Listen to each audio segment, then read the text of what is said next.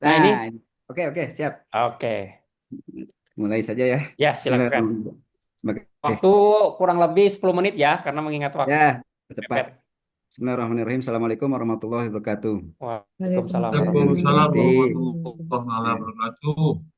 Ibu Retno, oke, Suara, Pak Moderator, Pak Eka, teman saya dari Kabupaten Ciamis, dan rekan-rekan semua peserta PKN 2.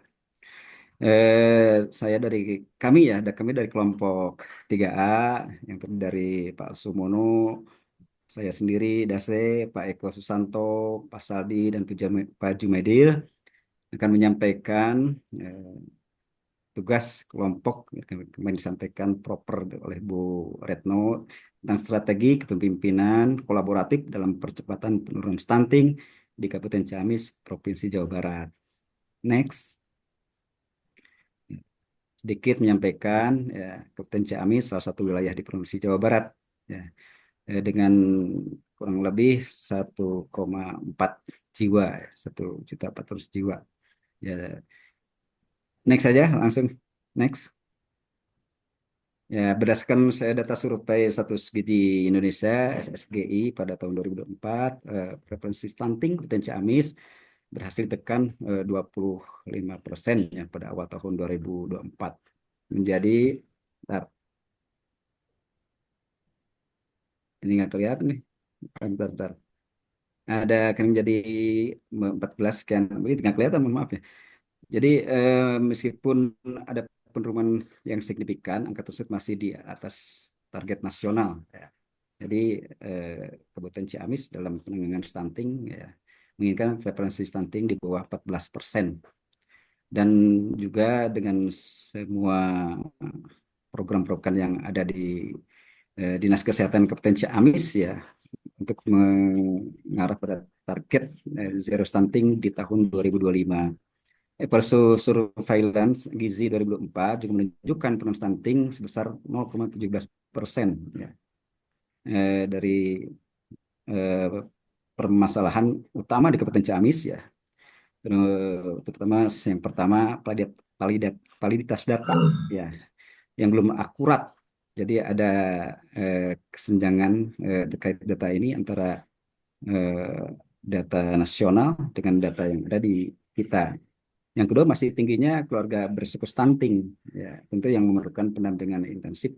Yang ketiga, faktor determinan stunting yang kompleks, meliputi berapa komponen sanitasi, gizi, pendidikan orang tua, dan akses air bersih. Dan juga yang keempat, keterlibatan kapasitas kader dan tenaga kesehatan dalam mendampingi keluarga berisiko. Ya. Yang kelima, kebutuhan penguatan kolaborasi antar lintas sektor. Ya. Meskipun kami sudah Dinas Kesehatan Kota Ciamis sudah bersinergi dengan berkolaborasi dengan beberapa eh, elemen stakeholder eksternal ya, Eh, tapi dengan swasta juga, tapi masih belum optimal. Next, ini ada gap ya, kesenjangan kondisi ya, existing ya, dan ideal. Jadi di aspek ya, preferensi stunting, kondisi existing sekarang 12,4% ya di bulan Desember tahun 2004 ya. Kondisi idealnya 14% target nasional ya, target nasional. Bentar, Pak. Untuk selanjutnya terkait validitas data ya, data nasional belum akurat ya. Kondisi data ya harus valid ya, akurat dan real time ya, perlu harmonisasi dan sistem pendataan yang terpadu ini. Kapasitas kader dan SDM seperti yang tadi ya, kader dan tenaga kesehatan masih terbatas ya, jumlahnya masih eh, belum memenuhi eh, ideal ya. Kondisi idealnya kader terlatih dan memadai di seluruh desa ya. Di desa Kabupaten Ciamis ada 258 misalnya. Perlu peningkatan kapasitas ya, gapnya kapasitas dan distribusi SDM, kolaborasi lintas sektor ya, terkait aspek kolaborasi lintas sektor. Kolaborasi sudah berjalan namun belum optimal ya, tadi saya sampaikan. Kondisi idealnya kolaborasi efektif, terintegrasi dan berkelanjutan ya. Gapnya perlu penguatan mekanisme dan kepemimpinan kolaboratif. intervensi program, ya, aspeknya intervensi program, kondisi existing, intervensi spesifik dan sensitif sudah berjalan namun belum optimal, sama ya. Kondisi idealnya intervensi terpadu, berkelanjutan dan berbasis bukti, ya, ada evidence expedient. Gapnya perlu optimasi dan inovasi. Ya, lanjut. Nah, ini diagnosa penyebab masalahnya dengan itu analisis, ya, analisis SWOT yang berkaitan kekuatan, strength, ya, komitmen politik dan kepemimpinan daerah yang kuat, ya, terutama Pak Bupati dan Peksa harus berperan aktif, ya, dalam menangkap memimpin TPPS. Yang kedua, penurunan prevalensi stunting yang signifikan dalam 2 tahun terakhir.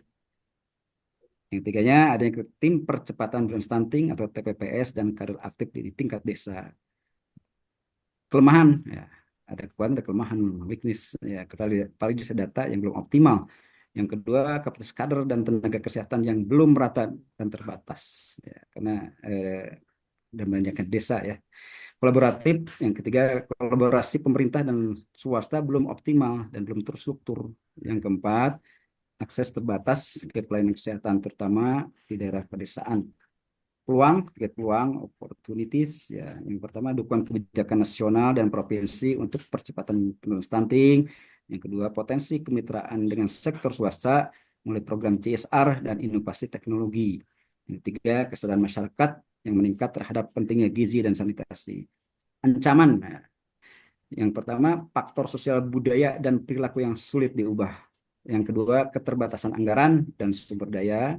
Yang ketiga, resiko stagnasi penurunan jika intervensi tidak optimal dan kolaborasi tidak diperkuat.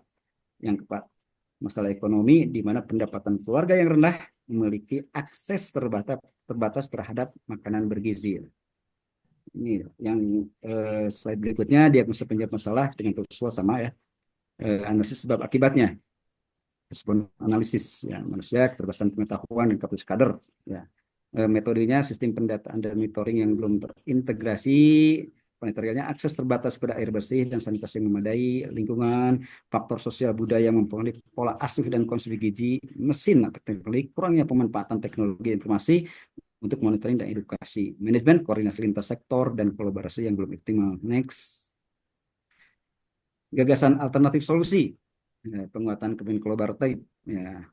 Tentunya Bupati dan Pak Sekda sebagai champion program stunting, ya, harus bisa membangun kemitraan strategis ini dengan di berbagai sektor untuk stunting. Yang keduanya, Waalaikumsalam, Pak integrasi Dokter. sistem pendataan dan monitoring terpadu. Yang dipaparkan nanti Mengembangkan yang dari Pak siapa? Bocor, informasi terpadu yang Pak Sam bocor. mengaplikasikan Oh gitu. data dari Saya coba tahu. puskesmas, kader, sektor swasta, Ya, dan makasih Pak Dokter. validitas dan real-time Oke, oke. monitoring. Ya.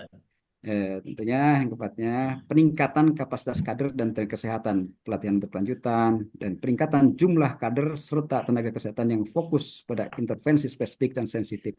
Slide berikutnya, ya, gagasan alternatif masih, ya, solusinya, optimalisasi intervensi spesifik dan sensitif, melakukan intervensi gizi, sanitasi, edukasi, dan pencegahan pernikahan dini secara terpadu. Ini sebenarnya sudah dilakukan dengan kolaborasi dengan lintas sektor.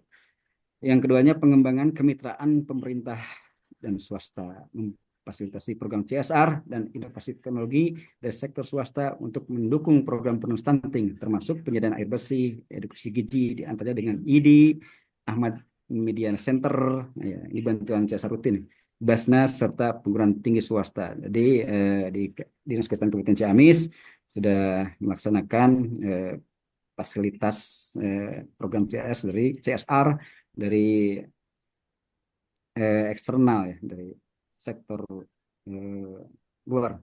Kampanye dan edukasi berkelanjutan melibatkan tokoh masyarakat, agama, dan media untuk meningkatkan kesadaran dan perubahan perilaku masyarakat. Next, identifikasi area perubahan, kebijakan dan regulasi, penguatan regulasi yang mendukung kolaborasi multisektoral dan kemitraan pemerintah swasta. Terkait struktur organisasi, penguatan TPPS dengan peran yang jelas dan kapasitas manajerial yang memadai.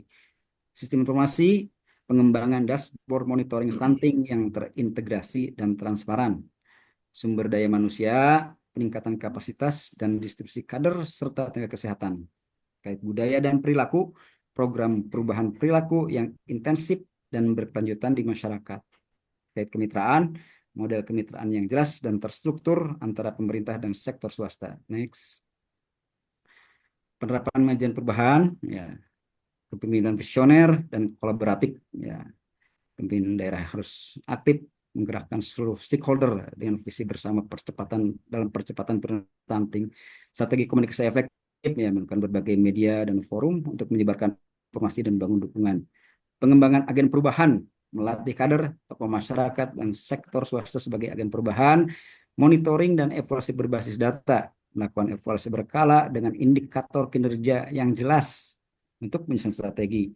Sustainable plan menjamin keberlanjutan program melalui integrasi dalam perencanaan dan anggaran daerah serta kemitraan jangka panjang. Next. Penutup, penurunan stunting Kabupaten Ciamis tentunya menunjukkan kemajuan yang signifikan, ya. Tapi tentu kita masih berharap pada target, ya, target zero stunting, ya, yang ditargetkan pada tahun 2025 melalui inovasi-inovasi yang sudah dilaksanakan di Dinas Kesehatan Kabupaten Ciamis. Kepemimpinan yang visioner dan kolaboratif menjadi kunci dalam membangun sinergi efektif yang mampu mengatasi kompleksitas masalah stunting secara menyeluruh dan berkelanjutan. Dengan pendekatan ini, Kabupaten Ciamis dapat menjadi model dan percepatan penurunan stunting di era efisiensi pemerintahan di daerah. Next. Habis ya kayaknya. Kayaknya selesai ya. Terima kasih. Ini bahan pusat nggak perlu dibacakan. Terima kasih atas segala perhatian. Untuk selanjutnya dikembalikan lagi kepada moderator Pak Eka untuk dilanjutkan dengan diskusi. Assalamualaikum warahmatullahi wabarakatuh. Waalaikumsalam warahmatullahi wabarakatuh. Terima kasih atas paparannya Pak Nase dari kelompok 3 yang mengangkat terkait dengan stunting. Yang diharapkannya di tahun 2025 ini target zero stunting di Kabupaten Ciamis. Ada 5 permasalahan yang diangkat. Pokok-pokok masalahnya diantaranya adalah validitas data, tingginya risiko stunting, determinan stunting yang kompleks, keterbatasan kapasitas kader dan nakes, serta kebutuhan penguatan kolaborasi lintas sektor. Silahkan kepada Bapak Ibu dari kelompok 3B dan 3C untuk memberikan masukan ataupun memberikan koreksi terhadap paparan dari kelompok 3A. Untuk sesi pertama saya persilakan dulu untuk 2 orang saja dulu karena mengingat sekarang sudah akan masuk jam setengah 11. Silakan untuk 2 orang dulu bisa melakukan raise hand dari kelompok 3B dan 3C ini. Pokok yang menarik ini sebenarnya terkait stunting. Kadangkala kalau sedikit bisa diceritakan data proses pengambilan data yang dilakukan oleh Kementerian Kesehatan di pusat dengan daerah ini kadangkala pihak daerah tidak dilakukan. Oke, yang pertama dari Pak Tony dari kelompok 3C. Silakan Pak Tony. Ah, halo, Ya, silakan. Udah ada suaranya. bisa ditampilkan solusinya tadi? Solusi. Solusi, silakan dari kelompok 3A. Gagasan inovasi. Ya, gagasannya.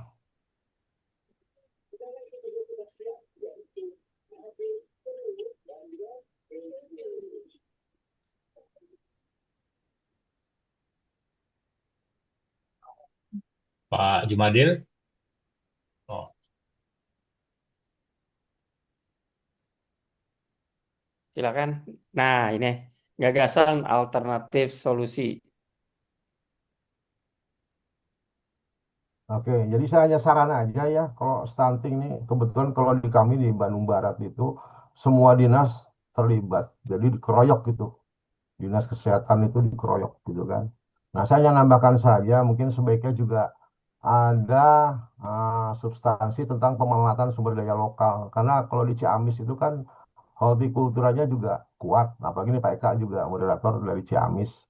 Jadi Ya, mungkin di situ juga harus dicantumkan tentang pemanfaatan sumber daya lokal yang nanti akan bekerja sama tentunya dengan Dinas Ketahanan Pangan ya. Di sana ada atau sendiri atau terpisah dengan pertanian, Pak? gabung dengan pertanian. Gabung berarti bagus. Jadi di situ Ada misalnya contoh misalnya optimalisasi lahan pekarangan, kemudian juga memasukkan kearifan lokal untuk menggalakkan konsumsi pangan lokal bergizi, misalnya olahan daun singkong, kacang-kacangan, daun kelor. Jadi saran aja Pak. Itu jadi saya nggak menanyakan tapi memasukkan tentang pemanfaatan sumber daya lokal. Itu saja sih Pak Moderator. Siap. Terima kasih Pak Tony atas sarannya dari kelompok 3C. Untuk kelompok 3B, silakan. Bila mana akan ada yang ditanyakan atau ada masukan atau ada koreksi. Karena untuk materi paparan yang hari ini diharapkan rekan-rekan bisa menjadi guidance akan menyusun RPP esok gitu. Ada gambaran. Oh, Pak Menropa, silakan Pak Menropa, masih dari kelompok 3C. Baik, terima kasih. Eh, Terkait dengan penanganan stunting ini mungkin bahan masukan ini kepada rekan-rekan yang saya tahu bahwa penilaian keberhasilan daerah terhadap penanganan stunting ini lebih kepada apresiasi pada eh, prosedur formal langkah-langkah pemerintah daerah di dalam penanganan stunting. Jadi pemenuhan step by step, bukan diukur berdasarkan realisasi penanganan stunting itu, penurunan itu berapa di daerah. Nah jadi barangkali ya ini masukan, barangkali menurut pandangan saya ya harusnya kan apresiasi itu diberikan bagi daerah-daerah yang memang angka penurunan stuntingnya menunjukkan prestasi, bukan pemenuhan terhadap langkah-langkah yang dilakukan Pemda dalam penanganan stunting itu, tapi lebih ke resultansinya. Demikian Pak, terima kasih. Terima kasih Pak Menrova. Mungkin kelompok 3A ini mungkin dari Pak Tony, Pak Menrova di kelompok 3C ini hanya memberikan masukan dari Pak Tony ini terkait adanya penguatan kepada eh, sumber daya lokal. Selanjutnya dari Pak Menrova juga mungkin masukan aja untuk penilaian stunting itu bukan hanya ke arah step by step-nya saja, tapi lebih ke arah realitas penurunan angka stuntingnya gitu. Ini mungkin ada tanggapan dulu dari kelompok 3A, silakan. Ya, Terima sebetulnya kasih. sebelumnya ke teman-teman yang Saya lain, Pak ya, Eko. kebetulan di kelompok kami ada mantan sekretaris dinas kesehatan dan ada beberapa ya. Jadi tadi apa yang disampaikan, terima kasih Pak Tony yang sudah memberikan masukan tentu terkait penguatan kearifan lokal atau potensi-potensi lokal untuk penanganan penurunan stunting. Nah, kalau di Kabupaten Ciamis sudah berkolaborasi dengan semua stakeholder, sudah sangat lintas sektoral, alhamdulillah. Pak Eka juga tahu Ya, dan Pak Bupati sangat mendukung aktif ya. Jadi stunting ini menjadikan prioritas utama setelah pertanian karena program nasional juga keberlanjutannya kait dengan ya kemakmuran, kesejahteraan masyarakat, kesehatan dan sebagainya. Jadi apa yang disampaikan oleh Pak Tony, masukan terima kasih. Tapi kita sudah berkolaborasi dengan semua stakeholder, OPD, bahkan di stakeholder yang ada di luar ya, dari sektor swasta. Itu Pak Tony, mangga Pak Jumadil atau Pak Eko yang Pak, ada mantan. tambahan mungkin? Pak Jumaidil, Ada silakan. tambahan Pak Eka. Jadi begini Pak, Silakan. terima kasih. Betul apa yang disampaikan Pak Tony itu benar apa adanya. Cuman saya memang dari tadi juga saya perhatikan seyukianya karena kita ini terkecoh dengan judul yang sebenarnya. Jadi Kabupaten Ciamis. Jadi lokus kita itu sebenarnya lebih mengarah kepada tupoksi Dinas Kesehatan. Jadi apa yang menjadi prevalensi penurunan stunting yang menjadi tupoksinya Dinas Kesehatan itu yang kita upayakan memunculkan hal tersebut. Memang kalau kita bicara masalah stunting ini bukan cuma tupoksi dari Dinas Kesehatan saja, dari Dinas Infokom, kemudian dari Dinas PU untuk sarana prasarana sanitasi air bersih, kemudian dari Dinas Pertanian Ketahanan Pangan terkait dengan pemenuhan pangannya, kemudian dari Dinas Perdagangan terkait dengan pemenuhan kemampuan daya beli dan lain-lain, Dinas Tenaga Kerja, Edukasi Informatika. Nah, kalau kita lebih mengerucut lagi, memang hal-hal yang demikian ini seperti yang disampaikan pada saat itu, kami hanya menggambarkan secara gamblang saja untuk ke tingkat kabupaten bahwa ada kolaboratif antara stakeholder yang lain, tapi ini lebih penekanan kepada tupoksi dari Dinas Kesehatan itu sendiri. Saya kira itu tambahan dari dari saya menyangkut apa yang disampaikan tadi dengan Pak Mindro, Pak, saya setuju, Pak. Beberapa tahun lalu, saya ingat saya dulu tahun 2023, 2022 kalau nggak salah, di daerah kami itu mendapatkan dana alokasi DID, dana insentif daerah melalui penurunan stunting. Jadi ada penilaian tersendiri dari pemerintah dari pemerintah pusat memberikan dana insentif daerah dalam rangka karena keberhasilannya dalam penurunan stunting dimaksud. Saya tidak tahu dengan daerah-daerah lain, tapi kami pengalaman pernah menerima dana itu kurang lebih sekitar tahun 2023 itu kurang lebih sekitar 12 miliar. 2022 sekitar 12 miliar dan 2023 itu mencapai 18 miliar. Saya kira itu wujud dari penghargaan dari pemerintah. Jadi tidak saja, jadi mereka memberikan apresiasi bagaimana daerah itu membangun kolaboratif untuk penurunan stunting dimaksud. Saya kira itu tambahan dari saya, Pak. Terima kasih. Terima kasih Pak Jumaidil. Silakan kelompok 3A Eko, satu lagi mungkin akan Eka, izin, ya. Baik, baik. saya Silakan. komentar dikit. Oh, silakan Kang. Pak Ridwan, Pak Ketua.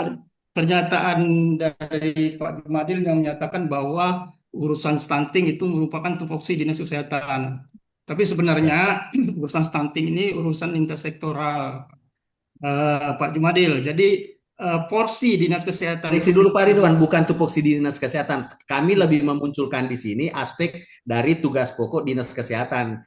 Tapi stunting itu adalah melibatkan seluruh stakeholder. Kan saya sudah jelaskan dari Dinas PU ya, tadi Sanitasi. kan dijelaskan jelas sekali itu dinyatakan tupoksi Dinas Kesehatan. Padahal kontribusi penanganan stunting di Dinas Kesehatan itu cuma 30%.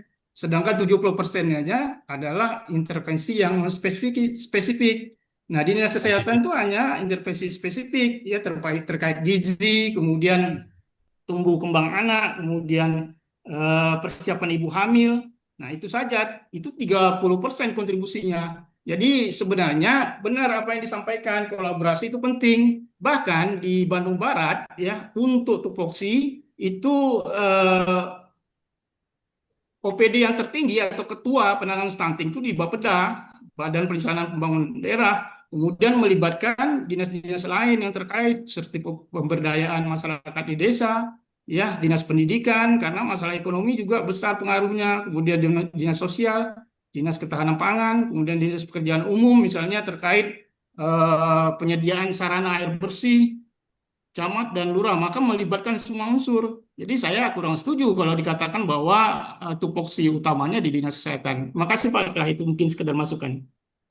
Ya, mungkin sedikit Iya. menengahi mungkin tugas dari seorang moderator gini ya. Sebenarnya mungkin maksudnya Pak Jumaidil itu bukan tugas atau bukan tupoksi utama di Dinkes. Memang betul terkait dengan stunting itu yang jadi dirijennya itu adalah Bapeda.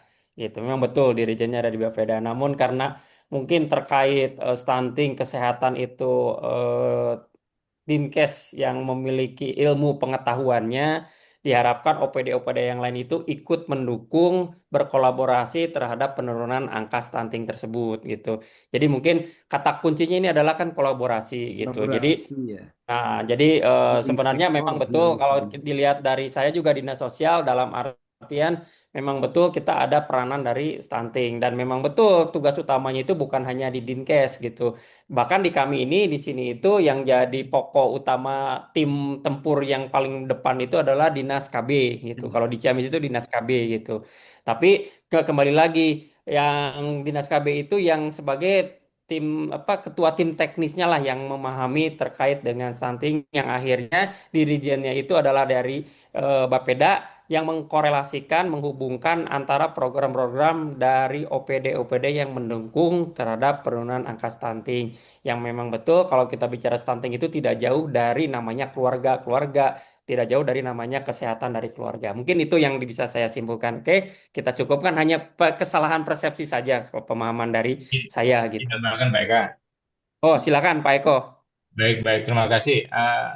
Saya rasa Pak Ridwan lebih tahu karena Pak Ridwan Kadinkes. Kebetulan saya mantan Sekdis Kesehatan, jadi Oh sedikit ya. menambahkan beberapa hal yang sudah disampaikan oleh Pak Dase, Pak Jumadil. Dari Pak Tony memang Pak OPD terkait ini memang dilibatkan, Pak. Kalau di Siap. penurunan stunting ini memang kita sesuai dengan Juknis itu harus membentuk namanya TPS. TPPS ya, Ya, tim percepatan penurunan penurunan stunting. Nah, di stunting. situ Betul. bentuk kolaborasinya di situ. Jadi Betul.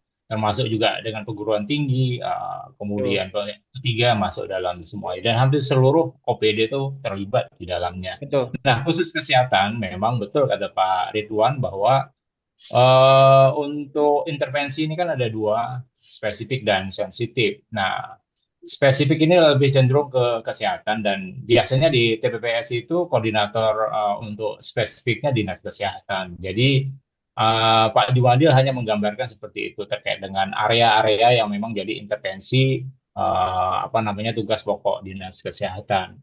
Nah, terkait dengan muatan lokal, Pak Tony memang betul di gagasan yang kami rancang itu baik dalam bentuk kolaborasi, kemudian program-program terkait dengan makanan gizi, makan gizi, itu memang seperti di daerah kami memang menggandeng ya masyarakat dan tenaga ahli untuk apa namanya menempatkan muatan lokal, makanan lokal sehingga yang punya gizi yang tinggi dalam format makanan gizi dan ini memang sudah dirancang. Untuk terkait dengan Dinas Kesehatan sendiri itu ada program DAK sebenarnya terkait dengan makanan gizi.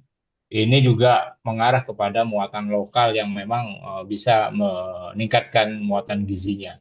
Untuk Pak Mendropa, sepakat Pak bahwa terkait dengan proses penurunan stunting, apalagi pada zaman evaluasi PJ kepala daerah, Mendagri itu selalu mengukur keberhasilan daerah itu melalui proses tahapan-tahapan. Karena indikatornya sebanyak program-program yang mendukung penurunan stunting itu dinilai. Kemudian terkait dengan kapasitas keuangan, kemudian besarnya anggaran yang mengarah ke stunting. Dan itu selalu menjadi evaluasi Mendagri. Nah, memang sepakat Pak, kita sampai saat ini belum ada sebenarnya apresiasi pusat terkait dengan keberhasilan. Tapi yang disampaikan oleh Pak Jumadil tadi terkait dengan penurunan stunting itu ada insentif dana apabila bisa menurunkan stunting yang sesuai dengan diharapkan. Dan seperti di Kalimantan Barat, Pak Eka dan Bapak Ibu sekalian, itu program gubernur sebenarnya ada terkait dengan apresiasi daerah-daerah menurunkan stunting. Jadi mendapat penghargaan khusus dari Pak Gubernur terkait dengan daerah yang bisa menurunkan angka stunting. Itu sebagai tambahan Pak Eka. Terima kasih. Terima Betul. kasih Pak Sedikit Eko. ya. Ya, silakan Pak Dase. Ya, 30 detik lah. ya, Jadi silakan. di Amis juga ada inovasi namanya Gerabah Stunting, gerakan bersama cegah stunting masyarakat Ciamis. Ini sebuah inovasi kolaborasi justru dengan para ulama. Jadi peran ulama di situ dalam penanganan stunting bisa mengedukasi dan pendampingan kepada masyarakat, terutama calon pengantin. Ya, jadi memberi syiar-syiar metodenya syiar Islam, memberikan pencerahan keagamaan. Itu salah satu program inovasi yang ada di Ciamis. Terima kasih, Pak Eka. Oke, terima kasih buat rekan-rekan. eh ini Bu Wening, silakan. Nanti saya simpulkan aja di akhir. Ya, mau saran apa tanya gitu Pak, sedikit saja Silakan. terkait dengan yang dipaparkan oleh kelompok A ini sangat menarik menurut saya. Stunting ini dari awal saya pikir juga belum begitu paham, kirain ada unsur genetik, ternyata enggak ya Pak. Tadi apa namanya lebih dominan ke gizi gitu. Tapi ini banyak pencerahan bagi saya. Nah, saya ingin menyoroti terkait dengan gagasan alternatif solusi. Tadi kan ada banyak ya Pak, ya ada banyak gagasan, ada banyak alternatif untuk solusi-solusi. Nah, ini apakah nanti akan dilaksanakan semua atau akan dipilih mana yang paling dominan atau paling duluan begitu? Karena kalau kemarin menangkap dari yang dipaparkan oleh Coach, kita selain alternatif solusi ini juga harus berupa sebuah terobosan atau inovasi yang memberikan kebaruan gitu. Nah, ini tadi kan ada banyak sekali ya gagasan-gagasan alternatif ini apakah memang sebelumnya belum ada atau menguatkan dari yang sudah ada gitu, tetapi mungkin perlu dispesifikkan apanya yang akan ditambahkan atau disempurnakan gitu kalau memang itu sudah ada. Mungkin itu saja Pak, terima kasih. Ya, terima kasih Bu Wening atas masukan dan mungkin juga pertanyaan. Mungkin saya sedikit simpulkan tadi Pak Eko yang pernah mengalami dulu sebagai sekretaris dinas kesehatan sudah tergambarkan memang sebenarnya kata kuncinya adalah kolaborasi dari masing-masing rekan masukan dari Pak Jumaidil, dari Pak Ridwan, ataupun dari tadi Pak Desa sendiri sebenarnya adalah kolaborasi. Kata kuncinya seperti itu. Hanya tinggal mungkin yang jadi masih mispersepsinya adalah penilaian gitu. Penilaian akhir ya memang betul mungkin semuanya yang ketika kepala daerahnya adalah PJ itu penilaiannya hanya melihat melihat kepada step by stepnya saja, tidak menilai pada capaian-capaian dilakukan oleh daerah. Mungkin itu sebagai informasi dan simpulan dari pertanyaan sesi pertama. Nah, ini yang terakhir mungkinnya Bu Wening karena sebentar lagi akan jam 11 nanti khawatir kelompok 3B dan 3C nggak kebagian gitu. Ini mungkin masuk ada pertanyaan dari Bu Wening buat kelompok 3A terkait gagasan alternatif solusi. Apakah dilaksanakan seluruhnya sebagaimana tadi di paparan atau hanya sebagian yang mungkin yang sudah menjadi prioritas? Dan juga terkait dengan inovasi atau kebaruan ataupun ATM yang kemarin disampaikan oleh Coach Bu Retno ini ataukah hanya menguatkan dari yang sebelumnya? Mangga silakan dari kelompok 3A Ya untuk sedikit bisa ini Pak menjelaskan. Eka. Silakan Kalau Pak di, Dasep. di Kabupaten Ciamis ya terkait TPPS ini ya Bu Wening, apa yang jadi gagasan atau solusi sebetulnya ini penguatan lagi, meningkatkan gitu. Jadi apa yang sudah ditulis dalam gagasan disampaikan dalam gagasan atau solusi itu sudah dilaksanakan oleh Ciamis. Jadi TPS Kabupaten Ciamis itu dalam penanganan stunting makanya ada progres ketika 2024 kemarin ya ada progres yang sangat bagus. Ya jadi itu sebenarnya sudah dilaksanakan hanya tadi optimalisasinya, optimalkannya saja Pak Boning. Ini apa namanya kalau lokusnya apa yang disampaikan dalam apa namanya kesempatan pagi ini gitu Boning. Jadi semuanya sudah dilaksanakan, cuma penguatannya, peningkatan dan untuk mengoptimalisasinya aja. Terima kasih Boning. Ya, terima kasih Pak Dasep. Mungkin Bu ada yang kelompok 3A yang lain untuk menambahkan? Kalau tidak ada, Bu Wening gimana? Ada mau tidak puas?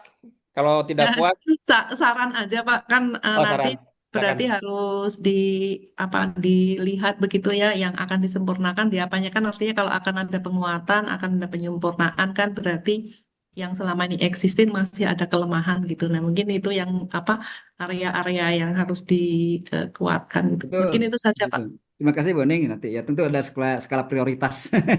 Terima kasih Boning.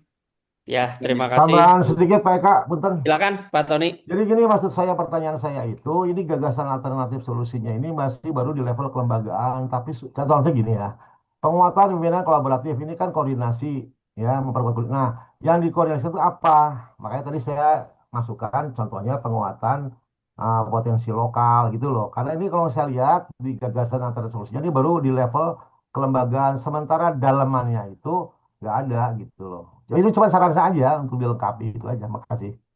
Oke, Terima kasih terima Pak kasih. Tony. Seperti saya sampaikan, jadi kalau di eh, penanganan stunting di Ciamis sudah kolaborasi dengan lintas sektoral ya swasta ya, baik itu dengan pesantren yaitu dengan IDI, dengan ada yayasan apa namanya Ahmad apa ya namanya tadi dan dengan perguruan tinggi swasta yang ada di Ciamis, Tikes itu sudah sangat kolaboratif. Jadi strategi kepemimpinan di Ciamis itu dan tidak serta-merta itu sebagai kebijakan Kepala Dinas Kesehatan atau KB, tapi ini atas kebijakan Pak Bupati karena melalui PKS, Pak Tony. Terima kasih atas masukannya. Ya, mungkin karena ini sudah menunjukkan pukul 10.47 gitu ya, sudah lebih dari setengah jam. Mungkin masukan lebih banyak masukan dari Bu Wening tadi untuk gagasan alternatif di area agar lebih dipertajam untuk area perubahannya. Selanjutnya juga untuk tadi Pak Tony memang betul Pak Dase kalau pemahaman kami saya khususnya tadi melihat itu hanya dari menyorot hanya dari sisi kelembagaan. Mungkin akan lebih diperkuat lagi nanti pada saat area perubahan tadi yang disampaikan Bu Kuning itu adalah area kepemimpinannya gitu. Kepemimpinan mana yang akan dipertajam, apakah kepemimpinan secara digital, kepemimpinan kewirausahaan, atau mungkin nanti public partnership-nya seperti apa bentuknya. Mungkin ini masukan-masukan dari teman-teman yang mudah-mudahan apa ya, ini calon RPP Pak dari kelompok 3A ini bisa menjadikan acuan buat rekan-rekan di kelompok 3A, dan juga mungkin yang diangkatnya adalah kebetulan dari yang Pak Dase dari Ciamis, yang sebetulnya saya juga dari Ciamis, ini bisa juga menjadikan perbaikan-perbaikan, saran-saran yang dimasukkan, yang diberikan oleh rekan-rekan ini bisa menjadikan suatu penyempurnaan dalam RPP. Mungkin itu yang dapat saya simpulkan sebagai moderator. Mohon maaf kepada rekan-rekan yang mungkin tidak bisa bertanya pada waktunya. Diharapkan mungkin nanti bisa jadi diskusi yang berkembang. Selanjutnya, karena waktu sudah menunjukkan pukul 10.48, saya alihkan dulu kepada Bu Coach Bu Retno untuk memberikan masukan-masukan bagi kami seluruhnya kelompok 3. Mangga Ibu Retno. Terima kasih Pak Eka sudah memimpin untuk sesi pertama ini. Mohon izin saya reviewnya nanti terakhir setelah tiga-tiganya boleh ya Pak ya? Oh, boleh Ibu, Ya. boleh, Nah, boleh, waktunya boleh. kita selesaikan dulu aja semuanya. Ya, Siap, siap dan Ibu. nanti terakhir. Oke, terima kasih. Siap, terima kasih Bu Retno. Ya. Saya kembalikan lagi kepada Pak Ridwan sebagai Ketua Kelompok 3. Apakah mau dilanjut dulu atau kita break? Silakan Pak Ridwan.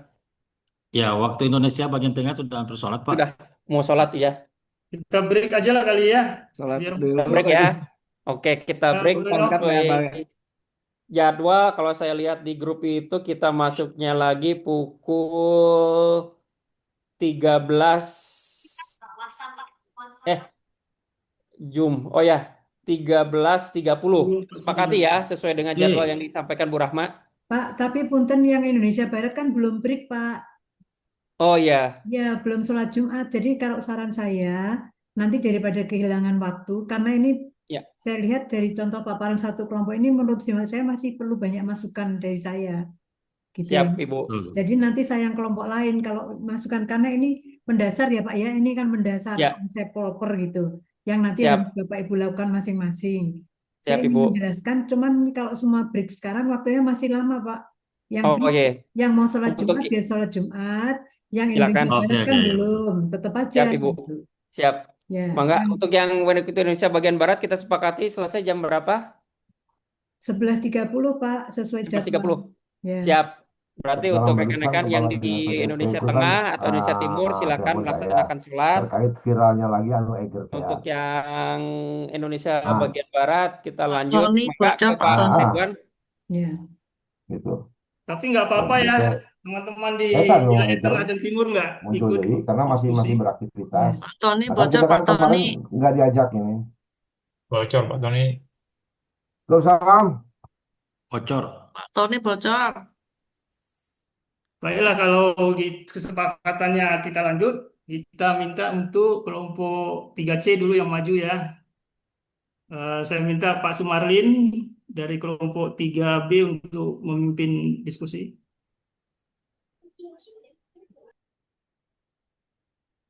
Karena Indonesia bagian tengah sudah hampir memasuki sholat Jumat, mungkin agak terkendala nantinya di itu. Pak Sumarlin di mana, Pak? Sulawesi Tengah. Oh. Ganti moderatornya Pak Ketua. Ya, yang 3B. Kita minta Bu Priske aja kalau gitu. Ibu Pris tidak sholat. Berikan dia. Terima kasih atas kesempatannya. Mohon maaf, tadi agak trouble jaringan saya di sini. Ya, ini tugas kelompok apa ya? Saya 3C. yang pemaparan apa? Moderator. Moderator. Oh, moderator, mohon maaf. Sekarang tugas dari kelompok berapa ya? 3C, Bu. 3C ya. Ya, terima kasih atas kesempatan. Monggo untuk yang kelompok 3C, silakan dipaparkan Yang terkait SOP itu. terkait dengan tugas kelompok hari ini. Silakan Pak. Ya, baik Bu, terima kasih. Izin Bu Wening, kita bantu share. Oke, siap. Baik, terima kasih. Mohon izin Bu Coach dan teman-teman kelompok 3C untuk paparan kali ini. Kami mengambil lokus di Kabupaten Nias dengan tema peran kepemimpinan dalam transformasi birokrasi untuk meningkatkan kesejahteraan petani di Kabupaten Nias dengan kelompok Pak Eka, Pak Roni, Pak Mulisin, Pak Taunda Sumedeva, Pak Tony, dan Bu Weni. Lanjut, Bu. Sebagai latar belakang permasalahan bahwa kesejahteraan petani itu diukur berdasarkan nilai tukar petani. Indeks nilai tukar petani NTP, dan sebagai bahan perbandingan komparasi datanya bahwa NTP Kabupaten Nias itu masih berada di bawah Provinsi Sumatera Utara dan nasional, yaitu 105,81 basis poin, provinsi itu 136 dan nasional 119. Artinya bahwa tingkat kesejahteraan petani di Kabupaten Nias itu masih rendah dibanding rata-rata provinsi dan rata-rata nasional.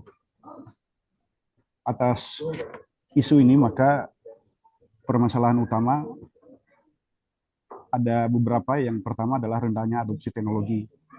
Ini adalah fakta bahwa tingkat produktivitas usaha tani itu tidak terlepas dari adopsi teknologi yang dilaksanakan atau diadopsi oleh Jadi petani. kesana jadi di ini Selanjutnya bahwa adanya keterbatasan sumber daya dalam manusia, inovasi baik itu nyuluh sana dan juga kepemimpinan. infrastruktur pendukung seperti irigasi, Ya, jalan lalu usaha tani, kelompok pergudangan, kelompok ini dan kan lain isi sebagainya. nama-nama.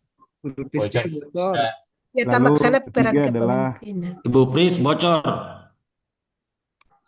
ya, sebagaimana komoditas pertanian ini tidak terlepas dari fluktuasi harga yang tidak menentu dan adanya ancaman iklim, kondisi iklim yang ekstrim maupun serangan hama penyakit yang bisa-bisa berpeluang berpotensi menurunkan hasil atau bahkan kehilangan hasil di tingkat usaha tani. Atas dasar permasalahan ini maka diperlukan tujuannya adalah transformasi birokrasi melalui kepemimpinan inovatif. Lanjut. Sebagai alat analisis dalam memetakan permasalahan ini, kami menggunakan analisis SWOT dan strategi. Dari sisi kekuatan, luas lahan yang cukup, lalu SDM petani banyak, dan dukungan kebijakan pemerintah daerah dan kebijakan pemerintah pusat yang saat ini fokus dalam membangun ketahanan pangan. Lalu dari sisi kelemahan, masih kurangnya integrasi antar instansi dan penerapan teknologi pertanian yang masih terbatas. Selanjutnya untuk peluang, ya tadi kami sampaikan bahwa program nasional dan daerah ini sangat mendukung program ketahanan pangan. Lalu dengan hadirnya teknologi digital saat ini sangat membantu sebenarnya proses transformasi pelayanan maupun budidaya dalam peningkatan produksi. Dan ancaman yang dihadapi adanya tren perubahan iklim yang ekstrim saat ini dan terjadinya alih fungsi lahan pertanian secara global dan daerah. Lalu berdasarkan pemetaan ini kami coba merumuskan beberapa strategi berbasis SWOT. Yang pertama adalah strategi SO, memanfaatkan kekuatan internal untuk meraih peluang eksternal, yaitu pengembangan platform digital untuk pelayanan dan pengembangan komoditas unggulan. Lalu strategi WO, bagaimana memperbaiki kelemahan internal dengan memanfaatkan peluang, ya dengan peningkatan kapasitas sumber daya manusia, baik melalui pelatihan pendidikan dan juga pengembangan sistem informasi yang terpusat. Selanjutnya untuk strategi ST, bagaimana memanfaatkan kekuatan untuk mengatasi ancaman eksternal.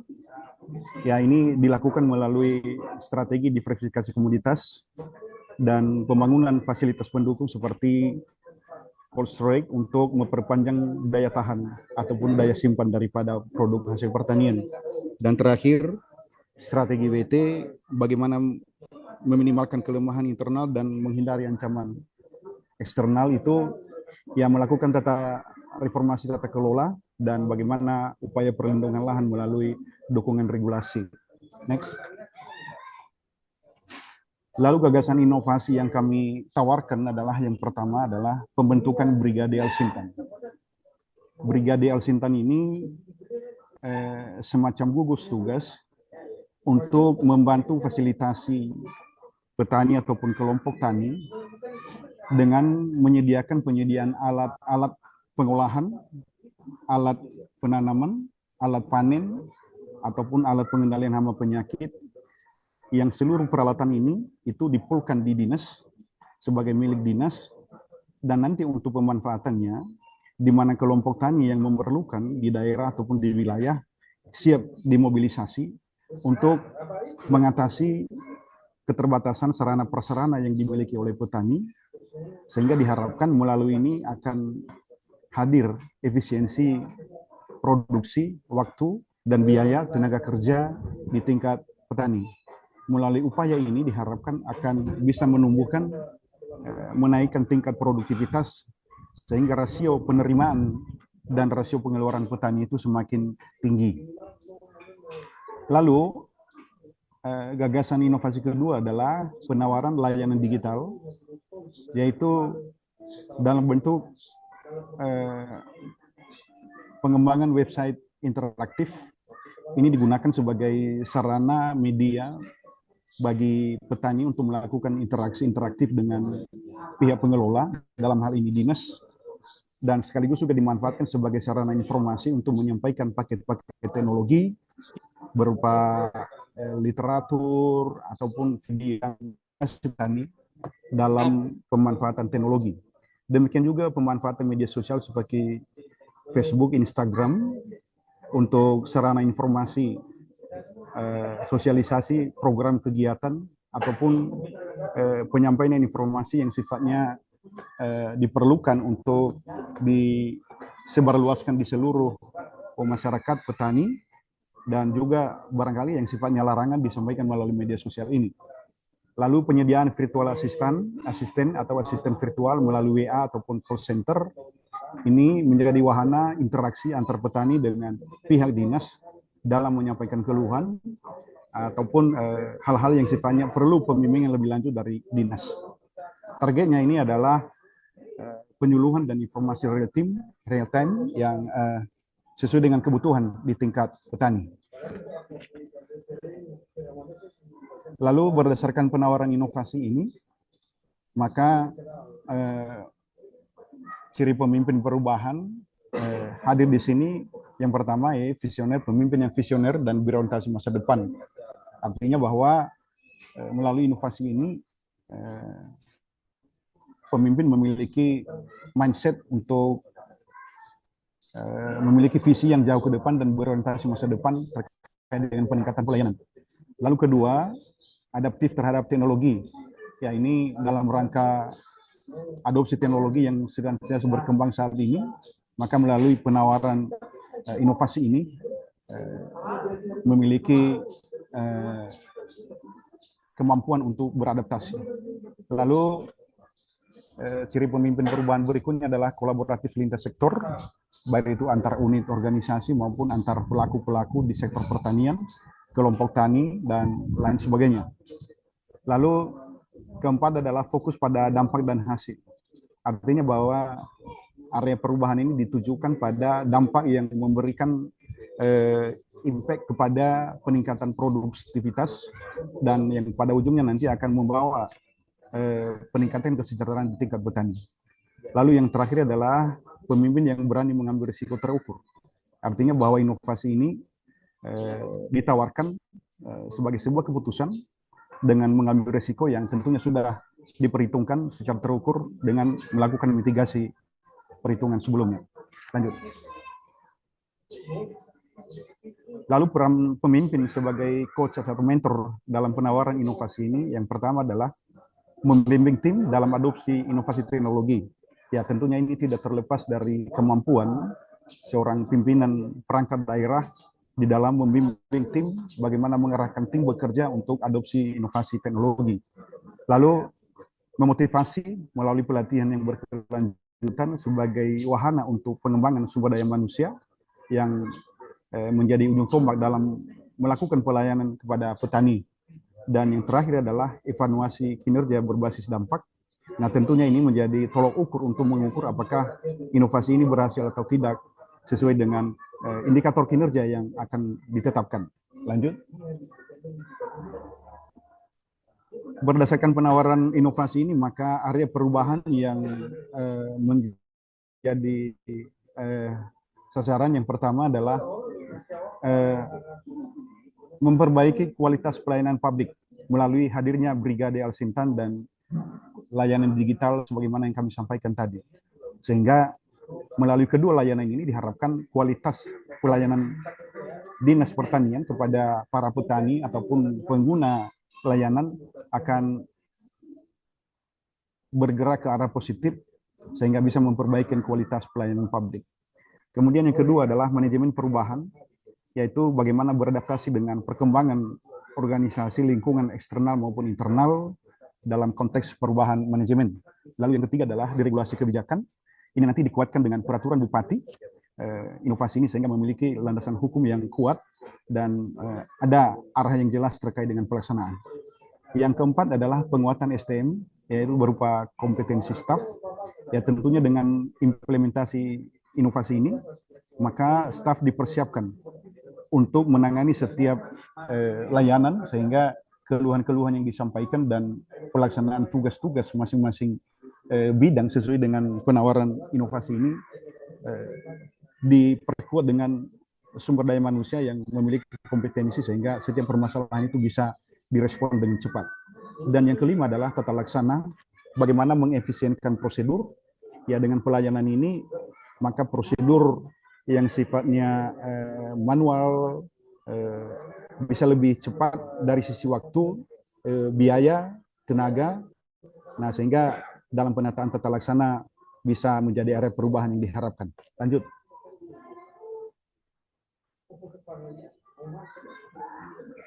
Lalu langkah manajemen perubahan yang pertama adalah komunikasi efektif dengan petani dan staf. Bagaimana mengkomunikasikan inovasi ini sehingga bisa berdampak terhadap perubahan ataupun perbaikan layanan kepada petani sehingga program inovasi ini bisa memiliki dampak yang positif dalam jangka panjang. Selanjutnya adalah pelatihan teknologi untuk penyuluh. Nah, ini dipersiapkan untuk bagaimana bisa hadir senantiasa untuk merespon keluhan ataupun permasalahan kepada petani. Walaupun untuk kondisi saat ini keberadaan penyuluh di sini sedang dalam tahapan transisi ditarik oleh pemerintah pusat sehingga nanti dinas kabupaten hanya sebagai lintas koordinasi dan tentu ini akan layanan ini menjadi bagian dari antisipasi peralihan tenaga penyuluh ini ke tingkat pusat. Lalu bagaimana melakukan monitoring dan evaluasi secara berkala sebagai bagian instrumen menilai apakah adopsi ataupun inovasi ini memberikan dampak yang positif atau perlu ada perbaikan-perbaikan secara berkala di masa yang akan datang. Lanjut. Berdasarkan gagasan yang kami tawarkan ini, maka kesimpulannya yang pertama adalah transformasi birokrasi memerlukan kepemimpinan yang inovatif, ya sehingga mampu menyesuaikan dengan perubahan lingkungan internal dan eksternal organisasi, sehingga dapat menyediakan pelayanan sesuai dengan ekspektasi masyarakat secara bertahap dan dalam jangka berkesinambungan. Lalu inovasi Brigade Al-Sintan dan layanan digital ini sebagai solusi untuk mengatasi atau menjawab gap produktivitas yang terjadi saat ini sehingga diharapkan dengan naiknya produktivitas maka kesejahteraan petani akan semakin lebih baik. Lalu yang tidak kalah penting adalah kolaborasi multisektor sebagai kunci keberhasilan dalam mendorong pertumbuhan ataupun implementasi inovasi ini di jajaran Dinas Ketahanan Pangan, Pertanian dan Perikanan Kabupaten Nias. Demikian paparan singkat dari kami dan mohon arahan lebih lanjut nanti dari Bu Coach dan kami kembalikan ke moderator. Terima kasih. Ya, terima kasih Pak Taun Rasi atas paparannya kali ini tentang apa ya tadi Brigade Al-Sintannya yang sangat luar biasa. Monggo untuk teman-teman yang ingin memberikan saran maupun ingin bertanya, dipersilakan dari kelompok 3A. Silakan.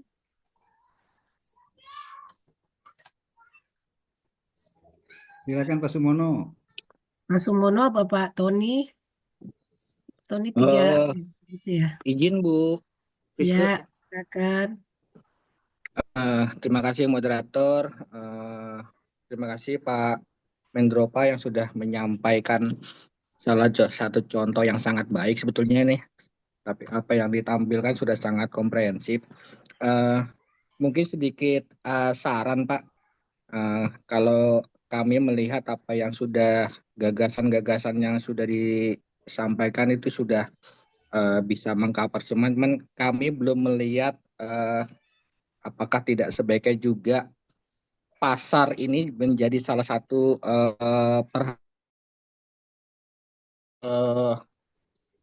pandangan kami. Mungkin pasar ini juga memberi kontribusi yang sangat penting untuk karena identifikasi masalahnya ini kan masalah nilai tukar petani dan nelayan kan.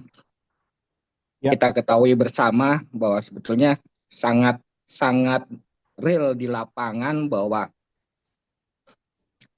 gap antara petani dengan penjual tengkulak itu sangat jauh. Nelayan dengan rantai-rantainya untuk bisa distribusi penjualan itu sangat kita bisa lihat bersama. Rumah nelayan itu sangat memprihatinkan, sementara rumah-rumah penjual ikan itu sangat bisa dikatakan mewah.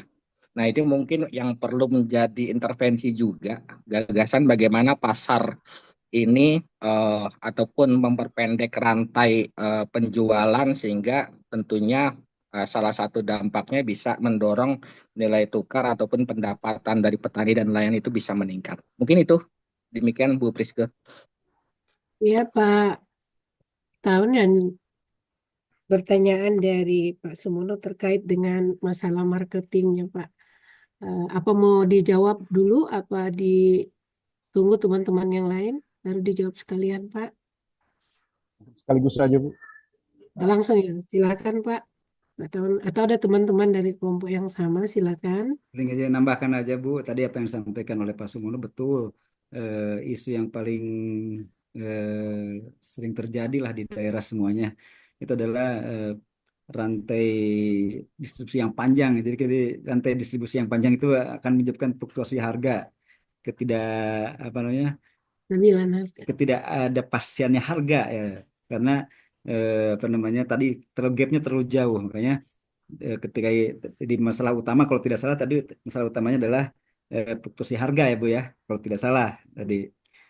Jadi harus punya kebijakan. Jadi ada strategi kepemimpinan tersebut. Seorang pemimpin harus punya keberanian. Ini mungkin sarannya. Apakah di tempat di mana yang bisa menjadi contoh, karena di Ciamis juga tidak bisa menyelesaikan masalah ini apa yang disampaikan oleh Pak Sumono. Jadi harus ada keberanian dari kebijakan seorang pemimpin ya terkait isu tersebut. Tadi sebagaimana masalah utamanya yang tadi 3 masalah, salah satunya adalah terkait fluktuasi harga. Untuk kebijakan memprioritaskan stabilisasi harga pangan ya, itu dari bagaimana membuat penyelesaian dari rantai distribusi yang panjang tersebut. Itu kasih Bu. Ya, terima kasih Pak atas pertanyaannya itu. Kami serahkan lagi, masih ada yang ingin bertanya sekalian atau menambahkan saran. Pak Tahun Kasih, silakan Pak kalau ingin ditanggapi. Oke, baik Bu. Teman-teman yang lain saya duluan. Oke, saya dulu ya. Silakan, Pak. Baik. Ini ya siap. Ini sama pertanyaannya ya Bu, terkait dengan bagaimana membantu juga mekanisme pemasaran terkait dengan produk pertanian ini. Yang pertama dulu, memang betul bahwa salah satu permasalahan utama saat ini adalah masalah stabilitas harga komoditas pertanian. Dan kedua bahwa kenapa ini tidak masuk di dalam salah satu gagasan inovasi yang ataupun sasaran inovasi. Kami jelaskan bahwa yang menjadi fokus gagasan inovasi ini adalah perbaikan layanan, bagaimana memperbaikan kualitas layanan dinas di dalam melaksanakan tugas pokok dan fungsi terhadap layanan kepada petani. Nah itu, jadi kita fokus di situ, bagaimana membantu petani dalam memperbaiki kualitas pelayanan kami dalam pelaksanaan tugas-tugas pokok dan fungsi. Untuk mekanisme harga ini sebenarnya kan pemerintah sudah turun tangan di beberapa komoditas dengan menetapkan harga pembelian pemerintah atau HPP, terutama harga gabah dan harga jagung. Dan itu sudah berlaku di seluruh Indonesia bahwa dengan adanya peraturan pemerintah atau peraturan presiden terakhir, itu sudah dijamin pemerintah bahwa HPP beras dan jagung itu sudah dijamin oleh petani, dijamin oleh pemerintah, sehingga tidak ada kekhawatiran terkait dengan itu. Nah, terkait dengan komoditas lain yang sifatnya menyesuaikan dengan mekanisme pasar, nah tentunya pemerintah daerah di situ agak sulit melakukan intervensi karena harga pasar ini kan sesuai dengan mekanisme pasar. Kita tidak bisa pungkiri itu bahwa mekanisme pasar selalu berlaku hukum ekonomi di situ. Ya, kalau misalnya stok ataupun barang itu jumlahnya banyak, pasti harganya turun. Ya, jadi dari sisi kewenangan daerah, barangkali itu di luar limitasi kewenangan daerah ya, kecuali pemerintah pusat mungkin, ya iya dengan menetapkan harga pembelian pemerintah atau HPP. Itu mungkin dari saya, mungkin ada tambahan dari teman-teman kelompok 3C, kami persilakan. Monggo dari teman-teman yang lain. Tadi udah dijawab sekaligus pertanyaan dari Pak Aceh sama Pak Sumono, Pak Tuan Rasi. Dari rekan-rekan yang lain pasti ingin menambahkan, silakan. Untuk kelompok 3B, Pak Ridwan, ada yang mau ditanyakan atau ada yang lain? Sepertinya sudah konsen pengen Jumatan, Bu. Oh, Sepertinya. Jumatan ya. Baik, saya tambahkan pertanyaan Nah, dari ya, tadi silakan Pak Pak Tony. Sumono kepada saya ya. Jadi gini, memang betul tadi yang tanyakan kita lebih konsen kepada Gagasan brigade tadi untuk perbaikan. secara garis besarnya saja untuk kualitas daripada pertanian. Harga pasar betul, memang itu penting. Dan itu sudah kita cantumkan di latar belakang. Jadi masalah utamanya itu nomor 3 adalah fluktuasi harga dan ancaman iklim, Pak. Jadi kita lebih komprehensif lagi, yang tentunya nanti pasar itu nanti ada solusinya itu sewaktu di strateginya SWOT, yaitu reformasi tata kelola dan perlindungan lahan. Itu ada di slide tiga, gitu, Tiga. Pak. Nah, Tiga. cuman kita tidak bikinkan detail. Kenapa? Kalau itu kita detailkan, mungkin kami butuh waktu itu setengah jam untuk paparan. Karena pertanian ini sangat-sangat komprehensif. Dan di sana, ini kan di Nias, itu tidak terlalu besar juga komoditasnya. Banyak yang impor dari luar. Dan namanya harga, HPP untuk harga beras saja ditentukan oleh blok, oleh pusat. Tapi bukan berarti kami mengabaikan aktivitas petani lokalnya, tidak.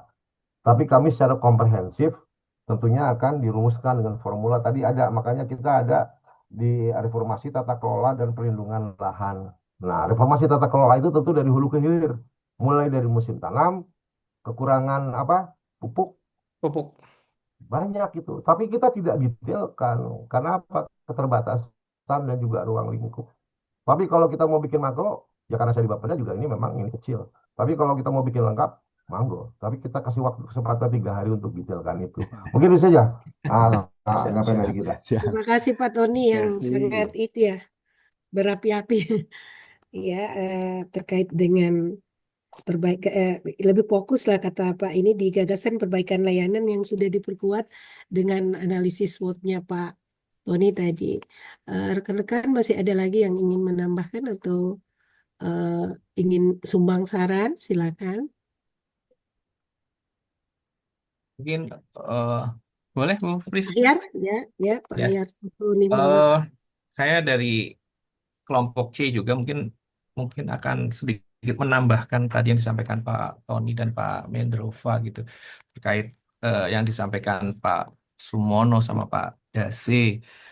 Eh, Kalau kita fokus ke latar belakang yang menjadi eh, basis rencana proyek perubahan dari kelompok kami itu kan kemudian adalah nilai tukar petani ya Pak ya.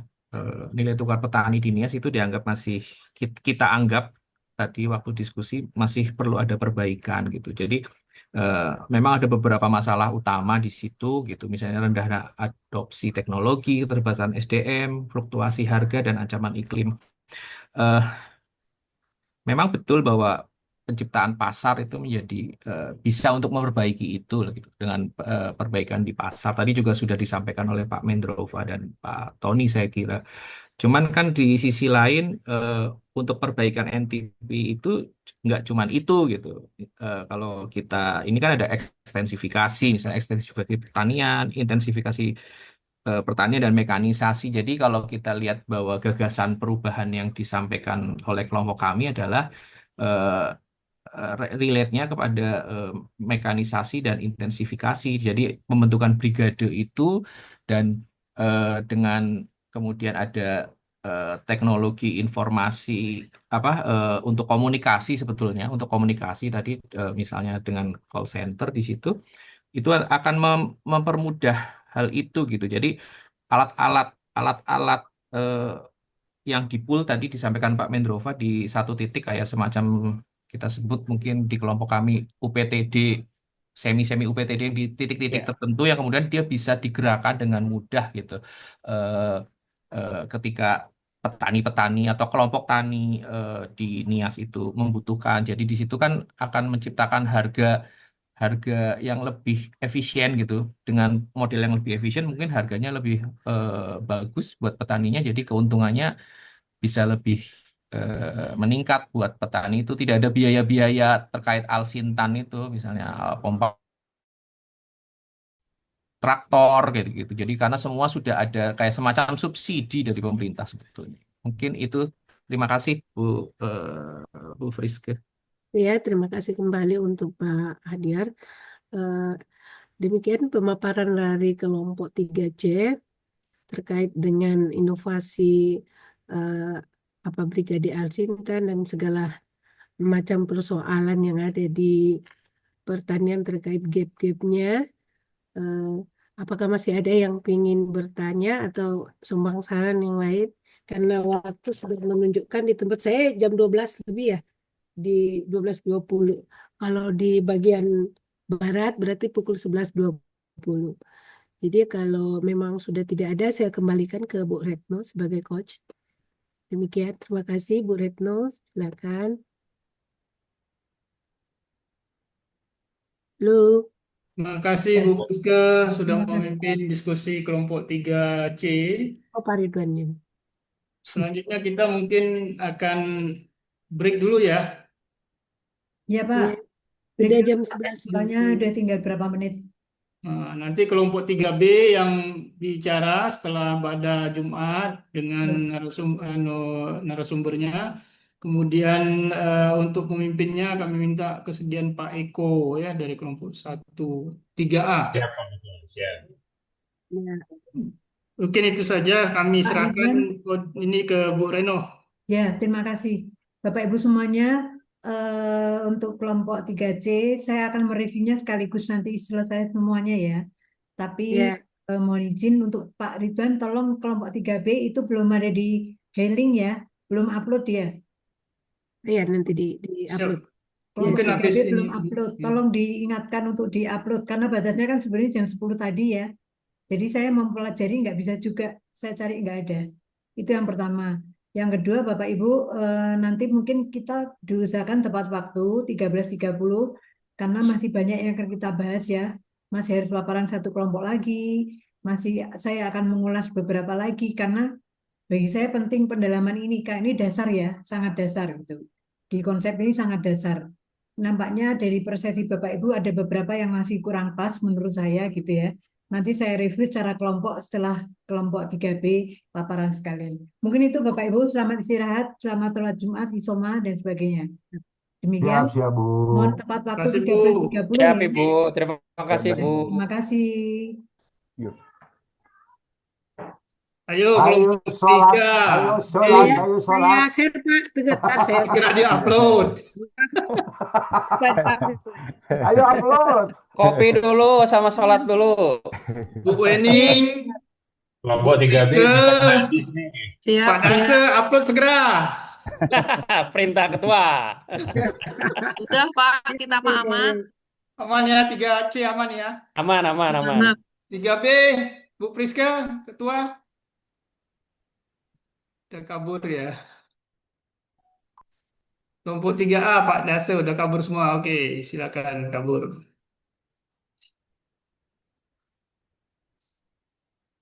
Sholat dulu kita ketua, izin ya.